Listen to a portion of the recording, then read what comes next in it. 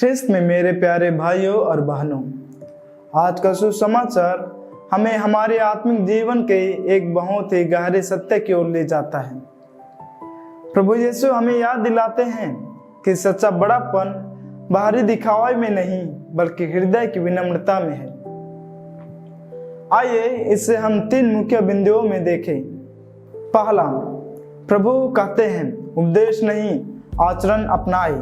प्रभु यीशु आज हमें फारिसियों के व्यवहार से सावधान रहने की चेतावनी देते हैं। फारिसी वे लोग थे जो दूसरों के सामने खुद को बहुत धार्मिक और बड़ा दिखाते थे। वे लोगों पर नियमों का भारी बोझ तो डाल देते थे, लेकिन खुद उन नियमों का पालन करने के लिए उंगली तक नहीं उठाते थे। उनका धर्म केवल बाहरी दिखावा था। अक्सर हम भी अपने जीवन में इसी जाल में फंस जाते हैं, जब हम दूसरों को उपदेश तो देते हैं लेकिन स्वयं उन पर अमल नहीं करते। दूसरा, यीशु का जीवन कथनी और करनी का सही उदाहरण। फारिसियों के विपरीत प्रभु का जीवन ही उनका सबसे बड़ा उपदेश है। उन्होंने जो कुछ भी कहा उसे पहले अपने जीवन में जीकर दिखाया। जब उन्होंने कहा प्रार्थना करो, तो वे स्वयं भोर होने से पहले एकांत में जाकर प्रार्थना करते थे। जब उन्होंने कहा क्षमा करो, तो उन्होंने क्रूस पर से अपने शत्रुओं को क्षमा कर दिखाया। यीशु का जीवन और उनके शब्द एक थे। यही कारण था कि लोग उनकी ओर खींचे चले आते थे, क्योंकि उनके उपदेश बोझिल नहीं बल्कि जीवन देने वाले थे। तीसरा, सच्ची महानता, नम्रता और सेवा का मार्ग।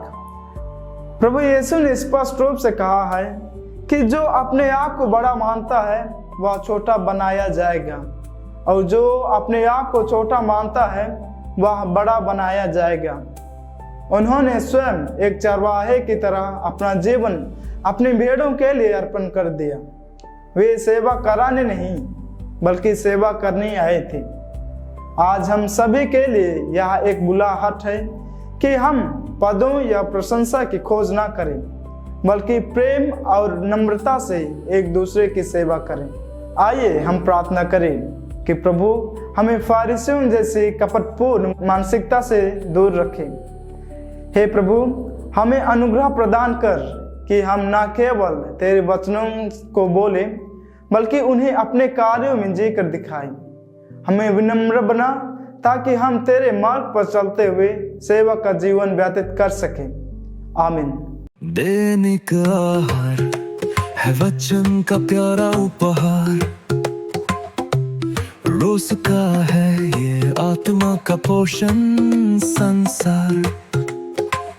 हर शब्द में छुपी है ईश्वर की पुकार।